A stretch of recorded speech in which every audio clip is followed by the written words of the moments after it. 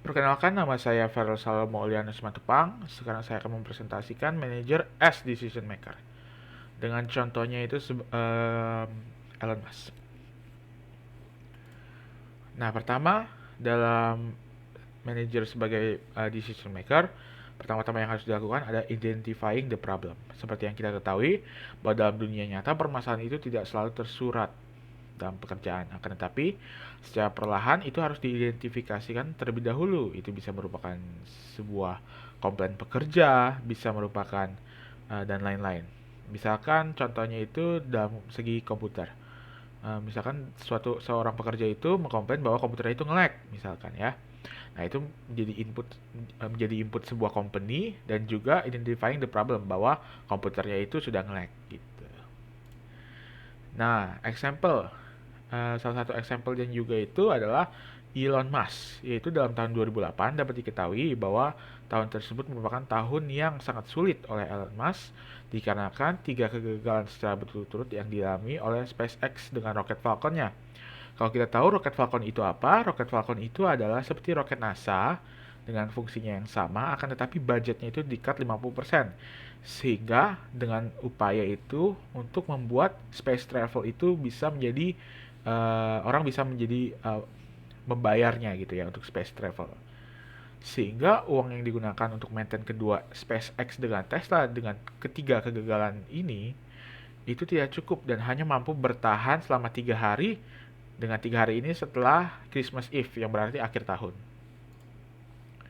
Nah, decision kriteria. Kedua, kita harus mengidentifikasikan syarat-syarat permasalahan supaya bisa diselesaikan.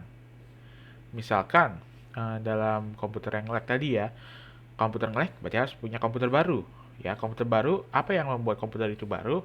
Yaitu spek-speknya juga harus baru. Misalkan RAM-nya, memorinya, terus juga CPU-nya, motherboard-nya, watt-nya, voltage-nya, dan lain-lain. Dan untuk decision kriteria yang dilakukan oleh Elon Musk, yaitu survival daripada company ya, dari perusahaannya, yang berarti uang kapabilitas dan biaya maintenance-nya harus dikontrol. Ya, itu merupakan kriteria-kriterianya. Alokasi dari beban daripada kriteria tersebut. Nah, sesuai dengan tujuannya daripada permasalahannya itu juga apa yang difokuskan, weight-nya itu akan berubah-ubah. Misalkan untuk komputer tersebut itu misalkan untuk perhitungan Excel dan lain-lain, maka RAM-nya itu harus besar. Atau misalkan untuk simulasi AI dan lain-lain, itu berarti CPU-nya harus kuat dan lain-lain. Itu sesuai dengan tujuannya. Sebuah kriteria itu harus di rank di mana weight-nya itu yang terpenting dan juga bukan kurang terpenting ya, yang paling tidak terpenting seperti itu. Nah, untuk alokasi weight daripada kriteria Elon Musk bahwa biaya maintenance dan uang merupakan dua hal yang terpenting untuk kriteria tersebut. Setelah kriterianya sudah jelas, nah kita harus cari alternatifnya, yang berarti opsi-opsi yang banyak gitu ya, sesuai dengan solusi nyata tersebut, yaitu solusi nyata alternatifnya. Misalkan kalau tentang komputer tadi, merek apa, jenisnya apa, sesuai dengan kriteria-kriteria tersebut, itu dikumpulkan banyak dulu ya. Misalkan 5 jenis komputer dan lain-lain.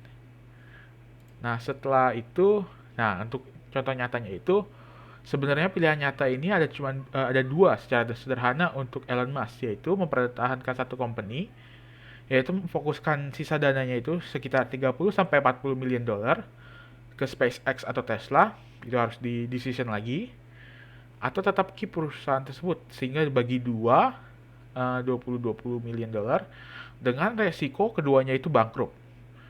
Kalau yang satu company tadi itu satunya itu resikonya pasti bangkrut, tapi yang satunya itu survive gitu. Nah, setelah kita tahu alternatifnya apa saja, nah kita harus analyzing nih alternatifnya sesuai dengan alokasi weight yang sudah dilakukan. Nah, misalkan untuk perhitungan Excel, oh berarti yang kita beli komputer dengan merek yang RAM-nya besar gitu. Kalau untuk simulasi, berarti kita beli komputer dengan CPU-nya yang terbaik, yang terbaru gitu ya. i7 misalkan, i9 dan lain-lain. Nah, contoh nyatanya ini Kriteria weight yang sudah ditentukan tadi kan survival daripada perusahaannya. Pilihan terbaik merupakan memfokuskan sisa dana untuk satu perusahaan. Ya, jadi sebenarnya analyzing alternatifnya itu yang beresiko kecilnya itu yaitu memfokuskan dana untuk satu perusahaan dibanding dengan mempertahankan kedua perusahaannya. Dan ini sudah diucapkan oleh Elon Musk sendiri bahwa ini merupakan alternatif terbaik sebenarnya. Nah, habis itu choosing the best alternative. Sesuai dengan analisa tadi kan, didapatkan best alternatifnya, kita pilih habis itu. Nah, akan tetapi dapat diketahui ternyata Elon Musk tidak melakukan hal ini dikarenakan oleh rasa attachment-nya sebagai seorang entrepreneur terhadap perusahaannya, maka dia memilih untuk mempertahankan kedua perusahaannya dengan membagi modal tersebut, sisa uang tersebut yaitu 40 miliar dolar dengan kepada SpaceX dan juga Tesla. Dan hal ini sudah diakui ini merupakan langkah yang aneh sebenarnya, tidak sesuai dengan analisa ucap Elon Musk sebenarnya. Akan tetapi karena rasa attachment tersebut ya mempertahankan keduanya. Karena dan maka dari itu langsung diimplement decisionnya sesuai dengan decision yang sudah diambil. Elon Musk itu menjalankannya dan yakni mempertahankan kedua perusahaannya gitu. Dan kalau kita evaluasi decisionnya, seperti yang kita tahu, SpaceX dan Tesla masih ada, bahkan naik daun sekarang ini ya, dan dilakukan sangat baik gitu ya. Hasil daripada decision itu berbuah hasil yang sangat baik.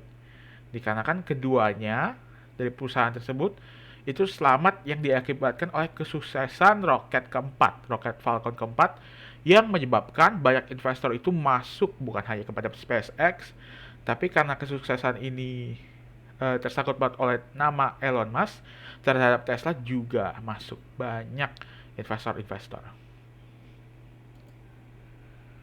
Nah, sesuai dengan hasilnya, dengan roller coaster daripada pemilihan Elon Musk itu, sebenarnya keputusan Elon Musk itu rasional atau intuitif sih? Nah, seperti yang kita tahu, rasional itu adalah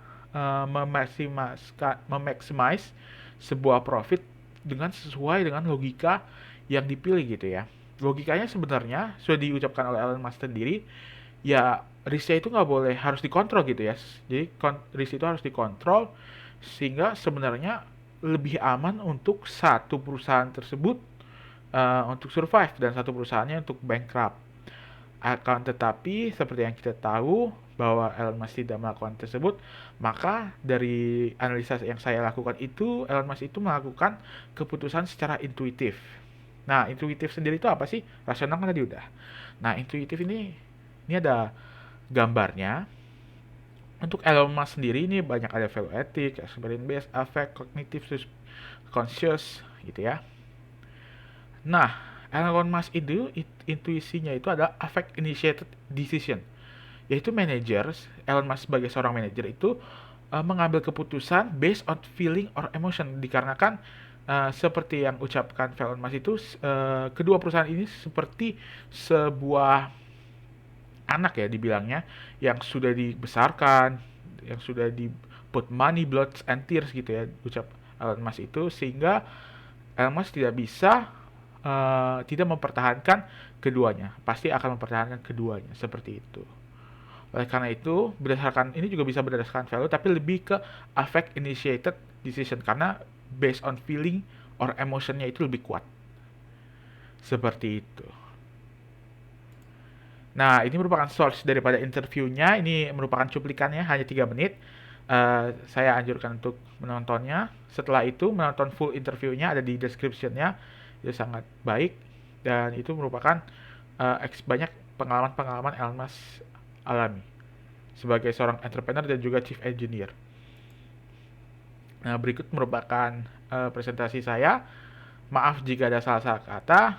Sekali lagi terima kasih dan sampai jumpa.